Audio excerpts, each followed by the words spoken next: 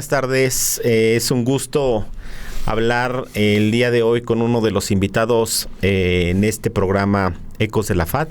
Es el doctor Ignacio Salazar Arroyo.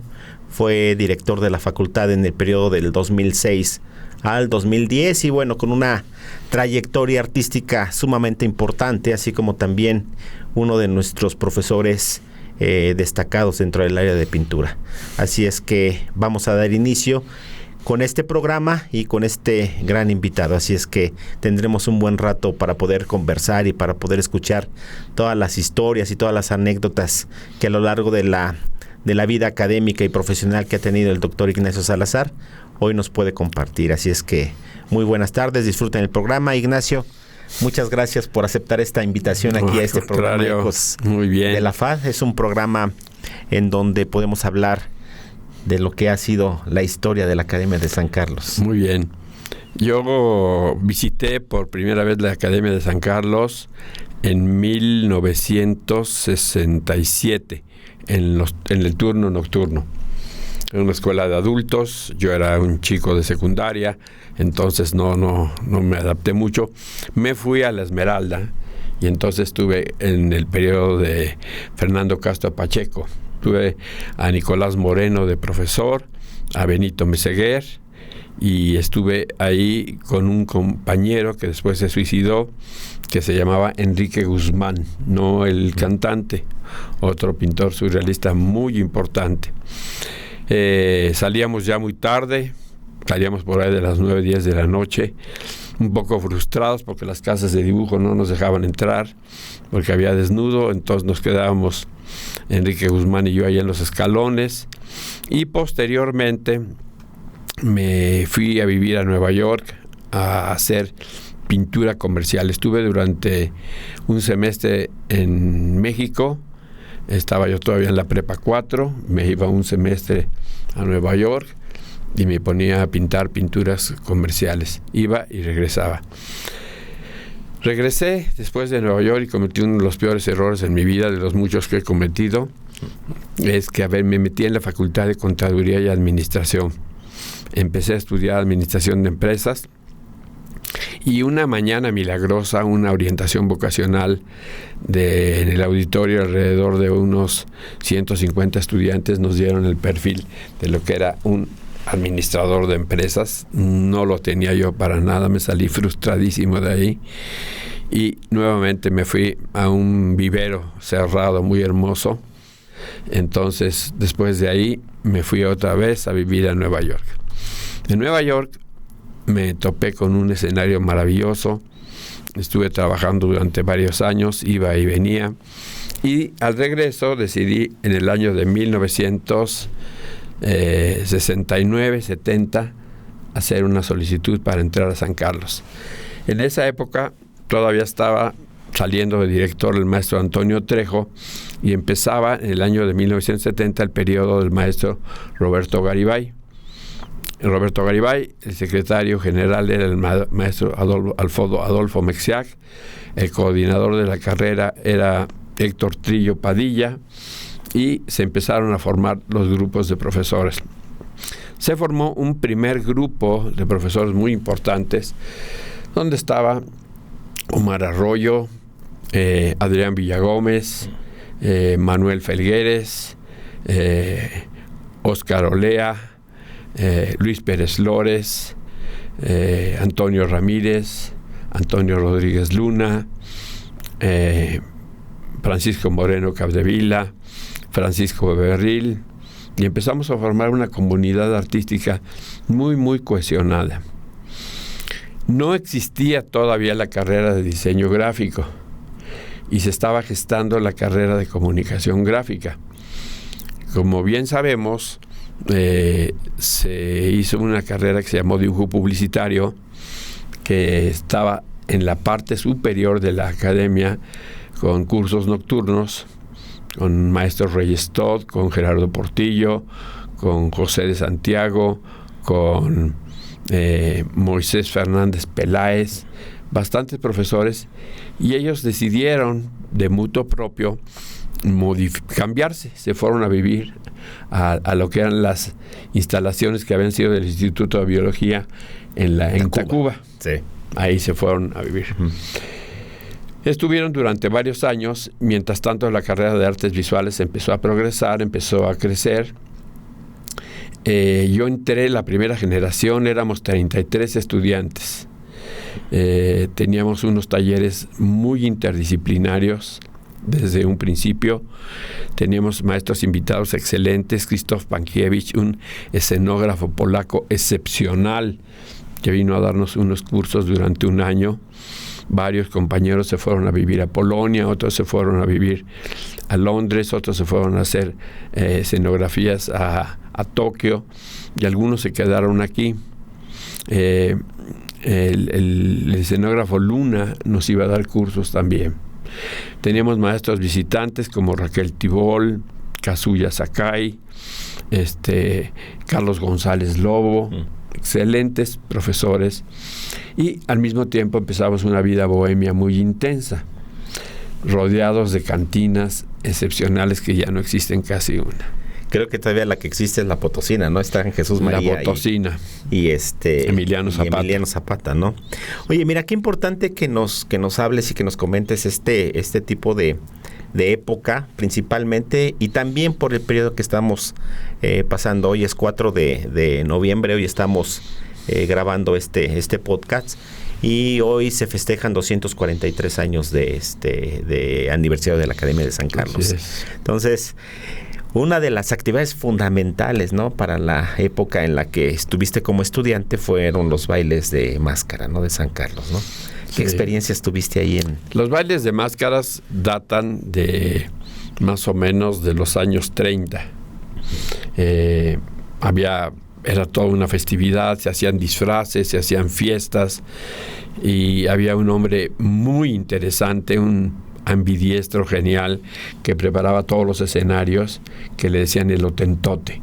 Ese Otentote hacía judas, murales, escenografías, organizaban las orquestas, e iban prácticamente pues todos los actores y actrices de aquella época: María Félix, Dolores del Río, Pedro Armendáriz, Salvador Novo, secretarios de Estado. Y era un baile en el cual también había profesores y había estudiantes. Eran orquestas las que se tocaban ahí. A mí me tocaron 2 en el año de 71 y 72. Pero en el año de 1966, un día de San Carlos,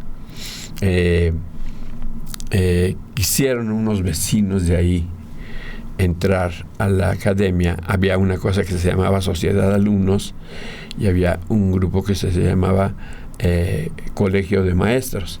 La Sociedad de Alumnos eran los que organizaban el baile y cobraban los boletos. No me acuerdo, serían cantidades más o menos considerables, 20, 30, 50 pesos de aquella época, pero no los dejaron entrar a los vecinos.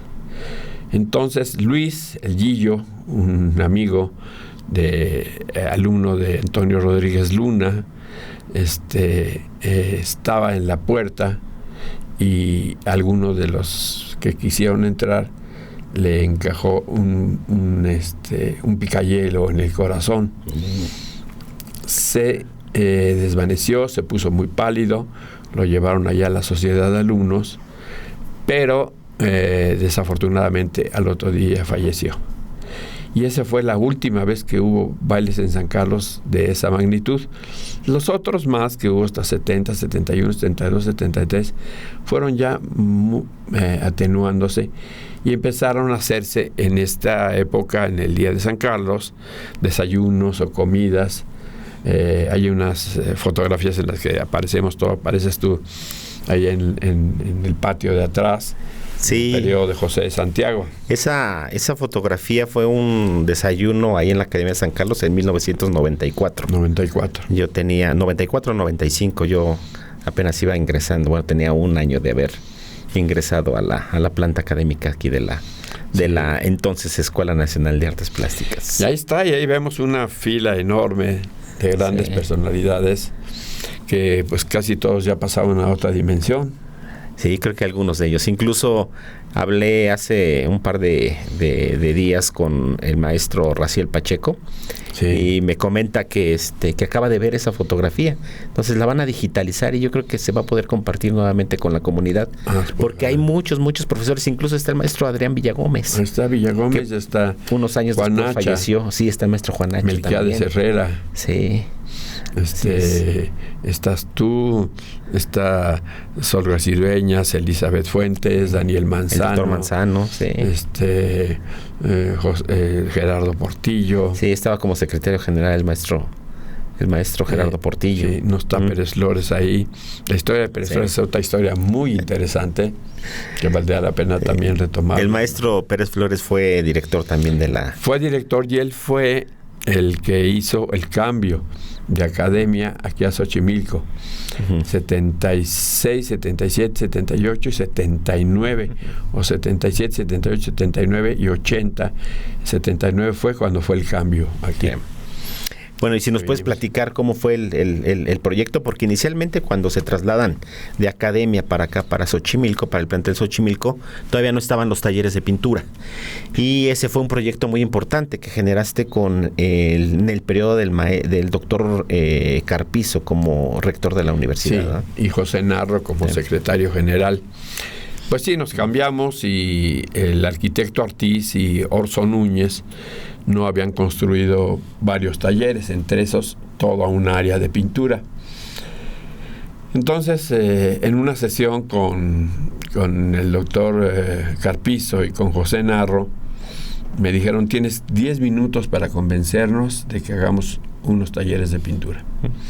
Y en esos, entonces, yo tuve 15 minutos en lo que fuimos a cenar a un lugar que se llamaba el restaurante La Cava, y ahí en La Cava empecé a platicarles de los beneficios que sería construir 6 talleres importantes para dibujo, para pintura, para diseño, para ilustración, lo mejor equipados posible. Se hicieron y ahí están los talleres. Se inauguraron en 1988 y ahí están enteritos, todavía continúan. Yo ingresé aquí a la facultad en el 89 y conocí esos talleres en el 90, cuando en tercer semestre me tocó elegir el taller de pintura y bueno, estuve como alumno de la maestra Begoña Zorrilla. Begoña Zorrilla, una alumna mía también. Sí. Esa es otra historia, todos los alumnos. Sí, que incluso creo que uno de los proyectos más importantes que se gestaron a partir de la década de los 80, de los 90, fue el hecho de generar un proyecto de seminario de pintura contemporánea, ¿no? Entonces, este proyecto ha sido un semillero fundamental para la formación de artistas. Primero se crearon los talleres. Cuando empecé a trabajar aquí, ahora donde está Silvia Barajas, en la parte de allá atrás, yo tenía un taller. Después estuve en un taller muy grande en el Pentágono. Y ahí era un taller que tenía yo alrededor de 40, 50 alumnos. Después, cuando me fui a trabajar en una universidad norteamericana, ya no me dieron ese taller y tuve un taller donde estaba el monumento a Juan Nacha. Ese monumento de vidrio, ahí estuve ahí varios años y después de ahí me di a la tarea de construir los otros talleres que están allá atrás, el 125, el 122, el 123, que hasta la fecha están esos talleres ahí y defendiendo cosas. Por ejemplo, recordarás que defendimos la curva de que no se tirara, no se quitara, y ahí está la curva todavía. Sí, fue una de las manifestaciones de la comunidad artística, estudiantil y académica muy importantes, ¿no? Esto fue aproximadamente en el 2016, ¿no? 2016, 17 ¿no? Cuando se hizo una de las asambleas más épicas que se generaron ahí en el auditorio, ¿no? Sí, porque pues todos querían tirar esa curva y hacer ahí unos talleres de dibujo. Sí. Ya se había hecho todos estos talleres tan precarios que son los ESES, pero bueno, ya se habían derribado los árboles. El otro día, trabajando con un grupo de colegio de pintura, de colegio de investigación que tenemos varios profesores, era la lamentación de la maestra Minette Edelman de los árboles que se han tirado, de los árboles que se han quemado. y la deforestación que ha tenido la entidad académica. Entonces, allí había árboles muy bonitos, ahora quedan algunos árboles allá al final, pero afortunadamente creo yo que la comunidad está consciente de que hay que defender esa curva. Y que hay que defender muchos derechos, hay que defender también esta relación con los estudiantes, la relación muy importante del no acoso a las estudiantes y a los estudiantes, de no acoso a las actividades académicas y del no deterioro de la actividad académica. Esto es muy importante porque nuestras universidades en Latinoamérica se están convirtiendo en una especie de centros recreativos, en una especie de parques de diversiones, en donde es más importante divertirse, charlar, convivir, que estudiar, investigar y crear. Los potenciales creativos que tienen todos los estudiantes, que son enormes, que son ilimitados, se están reduciendo drásticamente porque hay demasiada diversión, demasiado espectáculo. Y yo sé que es muy importante la mega ofrenda, yo sé que es muy importante el Día de Muertos, yo sé que es muy importante todas las manifestaciones que se están dando con los estudiantes, pero hay que crear modelos de equilibrio en los que la vida académica tenga también una importancia relevante, que los talleres verdaderamente trabajen con niveles de profesionalización, que se consigan más becas, porque los estudiantes creen que esta es una carrera relativamente baja en recursos económicos, y ya vamos viendo después que es muy, pero muy, muy, muy cara. Claro, incluso son de las actividades que a partir de los tratados de libre comercio dieron la posibilidad de que se abrieran, se expandieran la posibilidad de poder importar materiales, ¿no? Porque sí, si en la década de los 90 era un poco complicado conseguir material, principalmente hojas de zinc, etcétera, para el área de gráfica, bueno, pues actualmente ya hay una posibilidad muy, muy amplia, ¿no? Oye, y respecto a las actividades que se desarrollaban en la Academia de San Carlos, de manera principal, ¿cómo funcionaban los talleres de pintura? ¿Cómo funcionaban los talleres? Los talleres tenían un lema: el amor es el trabajo. Todo era trabajo, desde las 8 de la mañana hasta las 10 de la noche. Ingresábamos a las 8 y salíamos a las 8, 9 de la noche. Continuo. Sí. Sí. No, había una convivencia muy festiva, muy cálida, cargada de alcohol, de fiestas, de reuniones, pero también de una vida académica intensa, intensa, porque pues venían artistas extranjeros, nos daban charlas, convivíamos con Vicente Rojo, con Manuel Felgueres, con Kazuya Sakai, iba Raquel Tibol, Rafael López Rangel, Adrián Villagómez, que daba clases importantes. En 2 ocasiones vino el director de Limba a la escuela, se conseguían muchas cosas. Guillermo Soberón realizó cosas muy importantes también para la ENAP de aquella época. ¿Alguna anécdota en algún taller de pintura que hayas tenido? ¿Quiénes fueron tus profesores de formación pictórica? De entrada fue Manuel Felgueres, Óscar Olea, Luis Pérez Lores, Carlos Olachea, Trinidad Osorio, Antonio Rodríguez Luna, Francisco Moreno Capdevila, Francisco Becerril, Óscar Olea, Juan Hacha, que logré incorporarlo a la planta académica, Elizabeth Catlett en escultura, Manuel Silva Guerrero en escultura, Alfonso Miranda en geometría. Alfonso Miranda trabajó planes y programas de estudio de diseño gráfico, ¿no? Gráfico, sí. Muy bueno, michoacano. Sí, incluso Adolfo Mexiac también.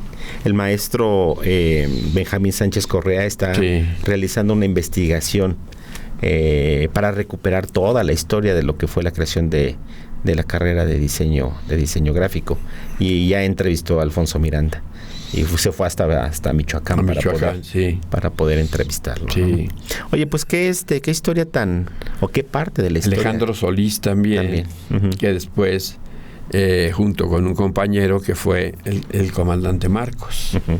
Ellos estuvieron también aquí en San Carlos. En San Carlos. Sí. Oye, pues qué parte de la historia, ¿no? Tan importante pudiste vivir, ¿no? Porque actualmente las generaciones, o de unas generaciones, 8 o 9 generaciones a la fecha, no han tenido la oportunidad de conocer la historia de lo que es la Academia de San Carlos, de lo que es el arraigo, ¿no? a la disciplina de las artes, del diseño, y principalmente a la convivencia, ¿no? Que en algún momento se generó en esa época, ¿no? A mí me tocó todavía sí cierta diferencia entre comunicación gráfica, diseño gráfico y artes visuales, y era muy evidente, ¿no? Los alumnos de artes visuales despreocupados por completo, ¿no? Por la evaluación, por las calificaciones. Nos interesaba más el aprendizaje, el desarrollo, el intercambio de ideas, mucho de esto. En cambio, los alumnos de diseño gráfico eran mucho más disciplinados, eran mucho más enfocados a su formación, y los de comunicación gráfica para mí siempre fueron los mejores aliados, sí, porque tenían una apertura mucho más evidente en cuanto al intercambio de ideas, ¿no? Entonces, para mí, comunicación gráfica tuvo una presencia importante, principalmente en la década de los 90, ¿no? La primera mitad de la década de los 90. ¿Tu experiencia como director, cómo fue? Antes quisiera nada más mencionar una cuestión. Esta idea de dividir, de seccionar y de separar, que sobrevive hasta la fecha, es pésima para todos nosotros. Porque no había en los 60, 70 esta división de diseño, escenografía, pintura, escultura, instalación, muralismo, performance o happenings. No la había, era un continuo entre todos. Todo el mundo hacía escultura, pero todo el mundo hacía escenografía. Sí. Yo trabajé muchos años con Jodorowsky haciendo escenografía, trabajé haciendo cines, trabajé haciendo diseño gráfico, y no había esta división de o diseño y comunicación, o artes, o diseño gráfico, sí, o artes visuales. Las artes visuales son prácticamente todo, y teníamos una relación muy fuerte con los arquitectos. Uh-huh. De hecho, hacíamos cuestiones arquitectónicas, sí, que eso fue lo que hicimos cuando estuvimos como compañeros en la dirección de 2006 a 2010, de crear ciertos talleres interdisciplinarios, sí, en donde pudiéramos incluir estas actividades, como por ejemplo esta sala espléndida, el video, las proyecciones, etcétera, ¿no? Sí. Pero no logramos hacer eso.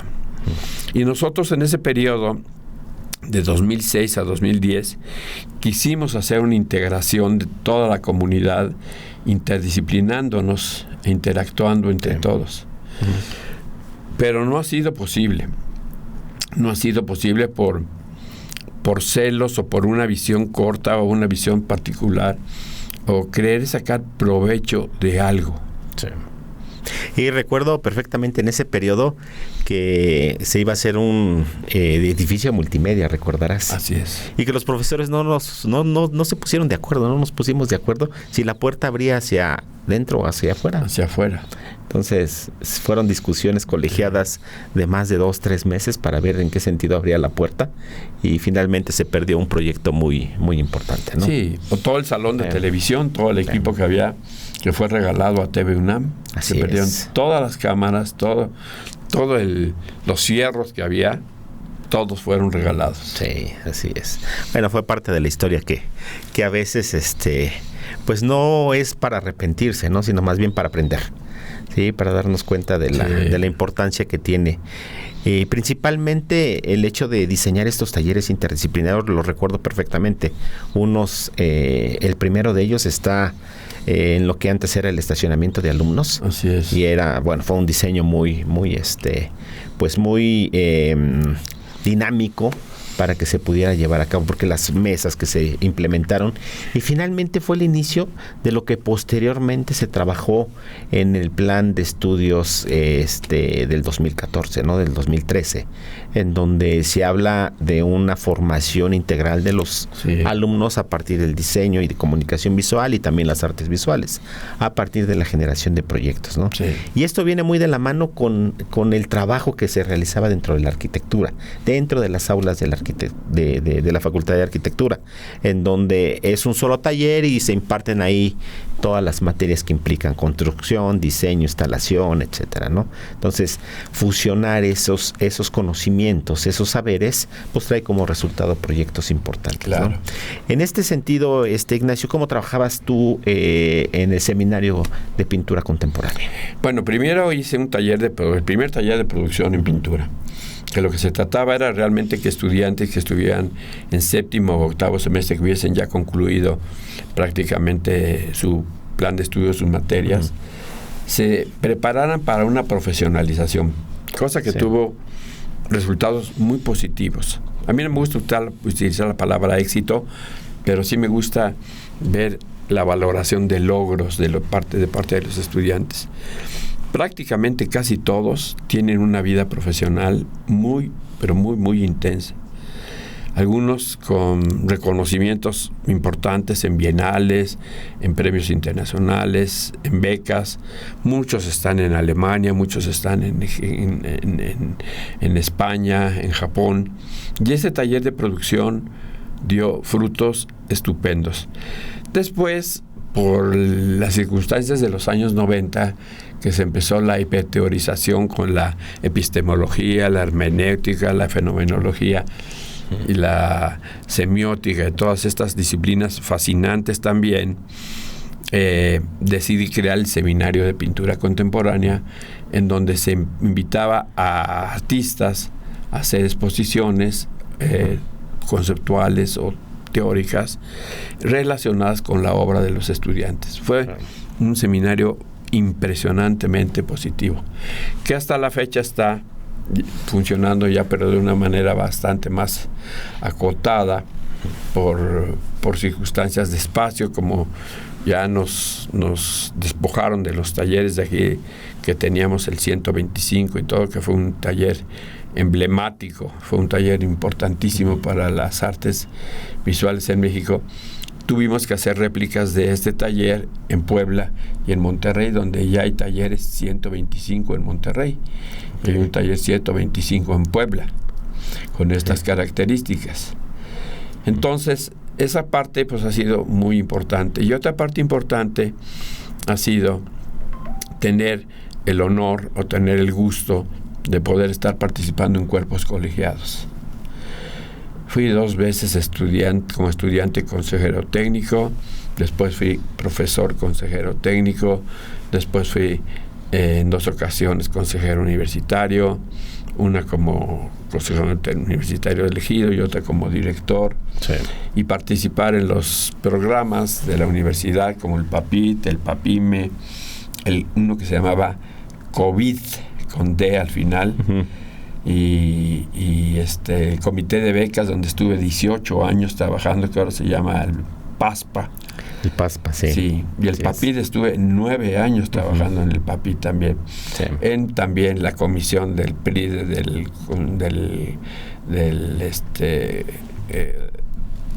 Consejo de las Humanidades y las Artes, con Luis Arnal, en fin. Pues una vida académica institucional muy importante, porque como, bueno, a ustedes al día de hoy, quienes nos ven, quienes nos escuchan, van a darse cuenta de la trascendencia que se tiene como artista visual cuando te invitan a formar parte de la comisión que se va a encargar de justificar y de armar el proyecto que te permita definir a la Universidad Nacional Autónoma de México, el campus central, como parte del patrimonio de la humanidad. Así es. ¿Nos platicas qué pasó? Esas sesiones han de haber sido muy interesantes, ¿no? Sí, porque el doctor Juan Ramón de la Fuente trató y decidió y se logró crear que la universidad fuera patrimonio de la Universidad Nacional. Entonces, con el licenciado Rafael Moreno Valle, jefe de Fundación UNAM, la doctora María Ascensión Morales, Enrique del Val y todo el colegio de directores, se logró crear la posibilidad, el logro de que la universidad se convirtiese en eso también. Claro. Eso fue muy importante. Todo esto, absolutamente todo esto, creando una carrera artística paralela. Sí. Total, de 50 años. Pues ya de 50 años, pero recuerdo, y eso lo tengo muy grabado, cuando yo participé con el doctor Salazar como jefe de División de Estudios Profesionales del 2006 al 2010. Y uno de los requisitos que me señaló fue: no dejes de producir, ¿no? Hasta la fecha. Hasta la fecha, y bueno, durante algún tiempo sí no fue atendida esa sugerencia. Y bueno, el día de hoy ya las cosas han sido diferentes, ¿no? Pero es muy importante estar haciendo. Pero sí, así es, mantenerse activo y constantemente estar. Sí, porque si no se vuelve uno un técnico de la enseñanza. Así es. Y la enseñanza se endogamiza y se convierte uno en un profesor que repite y repite y repite el mismo programa. Sí. Sí. Y bueno, y aquí lo que siempre ha sido parte de tu estandarte como académico es: así como generas esta enseñanza, compartir conocimiento, también se habla de que esto se tiene que hacer evidente con el ejemplo, ¿no? Entonces, si vas a enseñar pintura, tienes que ser pintor. Si eres grabador, tienes que... si eres grabador, vas a enseñar grabado. Si eres escultor, vas a enseñar escultura, ¿no? Y en el medio profesional se requiere de un reconocimiento y una presencia fundamental. Sí, me he tenido que trasladar durante casi 40 años a Monterrey para poder abrir allá diferentes campos con la Tecnológico de Monterrey, con la UDEMI, con la Autónoma de Nuevo León, que han haciendo réplicas de lo que se hacía en la ENAP y lo que se hace ahora en la FAD también. Sí. Todo esto inmerso, digamos, dentro de un líquido que es la política académica. Política académica en el buen sentido, para poder tratar de conseguir recursos, oportunidades, canales de ayuda, becas, acudir a las fundaciones, como recién se acudió a la fundación de BBVA. Ahora Fundación Soriana quiere dar un impulso muy, muy grande a la UNAM y especialmente a la FAD. Ahora que estuve la semana pasada en Monterrey con los dueños de todo lo que es el grupo de Soriana, Petco, Tox y todas esas empresas, quieren dar eso. Esta es una política no personal, no para sacar, ¿no? Porque no me gusta decirlo, pero pues lo voy a tener que decir. Yo nunca me di ningún papime, ningún papit, ninguna beca al extranjero, nada, absolutamente de todo eso, sino lo que estoy haciendo es una política de tratar de ayudar, de tratar de ser compasivos, de tratar de ser ecuánimes, de no ver a nadie menos, de no disminuir a nadie, de no hablar mal de nadie y de considerar a las mejores personas que quiero, a las que más les tengo aprecio, son a todos mis enemigos, a todos los que les caigo muy mal, que son la mayoría de mis exalumnos. Sí, bueno, dicen que los hijos, es un dicho, ¿no? Los hijos y los alumnos son los más malagradecidos, ¿no? Y que quería cuál vos te sacaron los ojos. Bueno, hablando de eso, hay una anécdota muy importante en tu periodo de director, cuando decapitaron al San Jorge.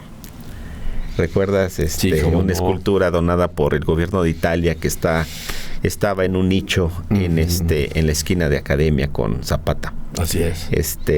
Una historia en donde los vendedores ambulantes se colgaban del cuello del San Jorge, una escultura de bronce, y pues fue noticia a nivel nacional, ¿no?, que se había decapitado, ¿no? Y el doctor Ignacio Salazar está como director. Platícanos, ¿cómo te fue con eso? Fue interesante porque, bueno, todos los que estaban en la parte de abajo del San Jorge, en la calle ahí de Academia, vendían videos. Prácticamente todos eran videos porno y vendían lencería masculina y femenina, de estoperoles y de cadenas y de látigos y cosas por el estilo. Entonces, del San Jorge colgaban los toldos del cuello de San Jorge. Sí.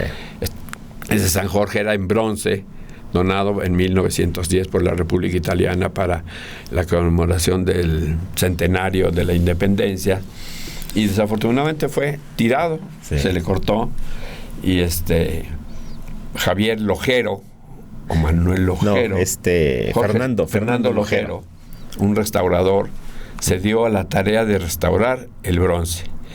Y estaba Marcelo Ebrard como jefe de gobierno en la Ciudad de México, y nos hizo el favor de ayudarnos, primero quitándonos a los ambulantes, sí. Sí nos los quitó, que era imposible entrar a academia, y segundo, crear una réplica igualita en fibra de vidrio, que hasta la fecha está ahí.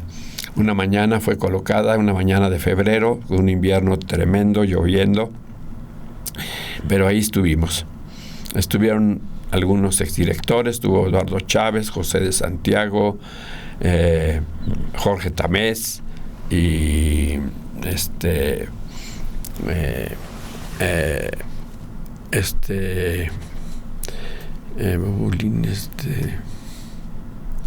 ¿El director de la Escuela Nacional de Artes Plásticas? No, Juan Antonio Madrid. Juan Antonio Madrid, el doctor Madrid. Ahí estuvimos, sí. También estuvo el doctor Manzano, y la reinauguramos, sí. Sí. Hicimos varios bailes de San Carlos, y fue una época muy interesante. Conseguimos también lo del Primo Príncipe de Asturias. Sí, también ese fue uno de los reconocimientos que se le dio a la Universidad Nacional Autónoma de México, más importantes, ¿no? Fue el Premio Príncipe de Asturias, ¿no? Sí. Igual. Gestionarlo fue difícil, pero se logró. Así es. Con todo el apoyo de Monterrey. Hicimos en Monterrey también un parque industrial de tecnologías avanzadas, con el TEC, con la Autónoma de Nuevo León, con Swatch, con Microsoft, con Apple, y hasta la fecha está ahí en Apodaca. Sí. Ayer que pasé por ahí está todavía el parque industrial. Sí.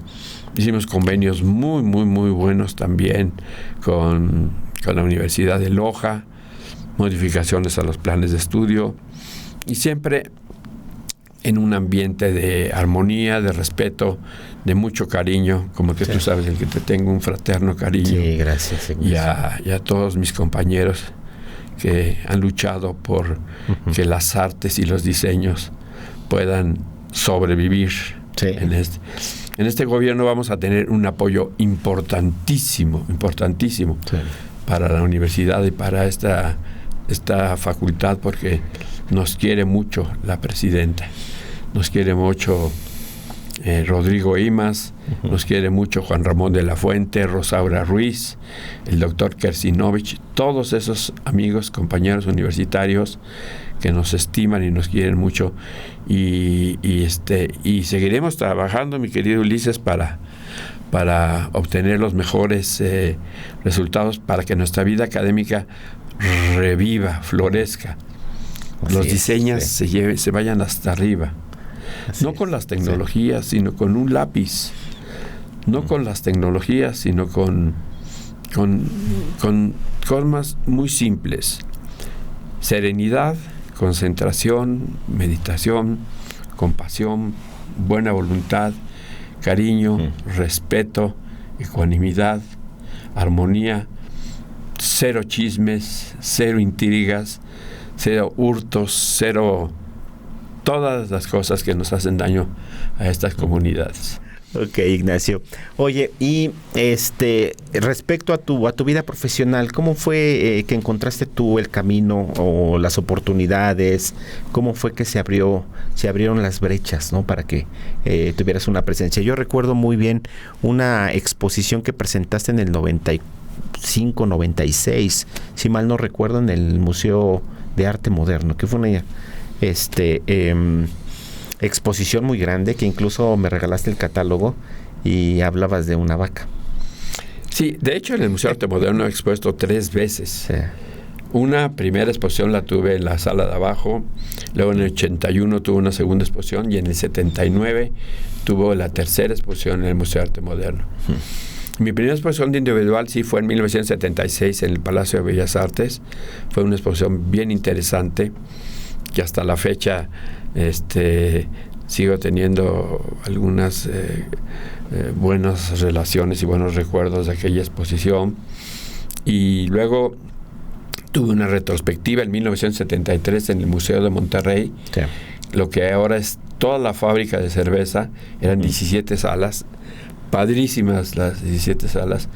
Ahí se hizo la exposición, fueron todos los amigos. Me escribió un crítico norteamericano que era el curador de la colección de arte contemporáneo del Museo Metropolitano, Henry Getzhaler, y hice esa exposición ahí en el 93, la retrospectiva. Luego en el año 2013 tuve otra exposición muy grande de alrededor de 60 piezas en el Museo Marco, y así sucesivamente. La semana pasada expuse otra vez ahí en Monterrey. Sí. Estoy en algunas galerías, pero también estuve en la Galería de Arte Mexicano durante 10 años, la Galería de Inés Amor. Uh-huh. Okay. Cerré la galería en 1994, cerré la Galería de Milán. La última exposición de la Galería de Milán fue en 1987, con una exposición muy grande que tuve ahí. La galería la abrió José Clemente Orozco y la cerré yo, la Galería de Arte Mexicano. Estuve también con la Galería de Ramón López Quiroga, la Galería de Juan Martín, con las Pecanins, con todas esas galerías, sí, hasta la fecha. Y bueno, no quiero dejar de mencionar a mi mentor, que fue Manuel Felgueres, un hombre importantísimo para esta escuela. Fue maestro aquí alrededor de 10 años. Después se fue al Instituto de Investigaciones Estéticas, se jubiló, y después, pues bueno, fue premio nacional, tuvo la beca Guggenheim, en fin, un hombre muy importante de los creadores de la carrera de artes visuales. Tengo alrededor de ahorita de unas 80 cuartillas cuando fue la creación de la carrera de artes visuales. Tengo alrededor de unas casi ya 100 cuartillas de la vida bohemia en la Academia de San Carlos, de la pulquería que teníamos, que se llamaba el que estaba allí en la academia, todavía no me recuerdo ya muy bien, de la Potosina, uh-huh, del nivel, sí, de nivel, la parroquia, del Río Duero, sí, de todas esas. Todos los amigos. Sí, pues muy buenas historias, mi querido Ignacio, muy buenas historias. Y bueno, para ir cerrando nuestro primer capítulo, porque no creas que nos vamos a quedar con este primer episodio, 10, ¿no? 10 yo creo que vamos más. Yo creo que unos 10, ¿no? Incluso también tuvimos como invitado al doctor José Santiago. Él fue es quien se presentó en el primer capítulo, y bueno, da para mucho más. Entonces, para ir cerrando, mi querido Ignacio, hay algunas historias que se manejaron durante muchos años en la Academia de San Carlos que asustaban. Sí, es cierto. Sí. Entonces, ¿tú tuviste alguna experiencia? ¿Conociste? Varias. ¿Sí? ¿Qué nos puedes Estaba platicar? Yo trabajando con un director chileno que se llamaba Miguel Littin, y estaba yo haciendo unas escenografías, y me dejaban entrar los domingos allá. Había un señor que era el que cuidaba, el señor Bárcena, era el único que cuidaba la Academia de San Carlos sábado y domingo. Yo llegaba el sábado en la mañana, trabajaba todo el día en el taller, salía yo a comer, cerraba el taller, nada más estaba el señor Bárcena allá metido en alguna de las covachas. San Carlos tiene como alrededor de unas 50 covachas y recovecos. Sí. Y uno de esos estaba él. Yo salía, comía, regresaba, y mi candado ya estaba cerrado. Acudía al señor Bárcena, él estaba dormido, no lo había cerrado, ya lograba yo abrirlo, entraba yo a trabajar y estaba yo adentro, y otra vez me cerraban, pero no por fuera, por dentro me cerraban. Sí. Yo veía el candado que se estaba cerrando por dentro. Uh-huh. Yo tenía la llave. Y luego el pasillo, es un pasillo muy largo, y sí se veían muchas sombras, se veía mucho ruido y corrían algunos animales exóticos. Y pues son cosas que a mí me gustaban mucho, la verdad. Me gustan mucho de San Carlos. Porque bueno, pues sí, está lleno de osamentas abajo, está lleno de las gentes que fallecían en el Hospital del Amor de Dios. En los muros hay demasiados esqueletos ahí metidos, y es un ambiente fascinante, ¿no? Sí, el ambiente en la Academia de San Carlos es... ¿Tú lo has vivido? Sí, lo viví del 2014 al 2018. Estuve allá como secretario de vinculación, ¿no? Me tocaba estar en los 4 planteles cuando se diseñó también la unidad de posgrado, Tasco. Entonces se gestionaban proyectos en los 4 planteles y bueno, 3 años sí, de manera fija ahí en la Academia de San Carlos. Y el Rataplán. El Rataplán. Uh-huh. La pulquería. El Rataplán era la pulquería, ok. Bueno, y hablando de esas historias, recuerdo, no sé si recuerdas al maestro José Salat. No. Un maestro de pintura vasco. Español. Sí. Español. Él tenía una particularidad, bebía vodka. Y fumaba uno tras otro y eran del Prado. El Prado. Sí, de esos cigarros que ya no hay hoy, pero y que incluso tenía los botes de las latas, las llenaba de ceniza de tanto que fumaba. Y con la ceniza hacía texturita. Hacía textura, sí, así es. José Salat, sí. Y su botella de vodka decía gasolina para que despeguen los aviones. Para que despeguen los aviones. Con un poquitito de aguarrás a veces le ponía. Pues muy bien, mi querido Ignacio, pues para despedirnos dentro de esta historia y festejando el día de hoy, el 4 de noviembre, Día de San Carlos, que ¿cómo podrías concluir este primer capítulo de esta participación que tienes? Pues solamente pidiéndole a todos los budas que por favor los potenciales, las capacidades, la buena voluntad, la compasión y la ecuanimidad caigan sobre esta entidad académica, que podamos verdaderamente recuperar a fondo la vida académica de fondo, profunda, que equilibremos. Es importante la fiesta, la diversión, es importante que las chicas y los chicos se conozcan, se emparenten, tengan novios o lo que sea. Pero también es muy, muy importante tener una vida profesional llena de sabiduría. La sabiduría no está en los libros, la sabiduría está en las artes y en los diseños.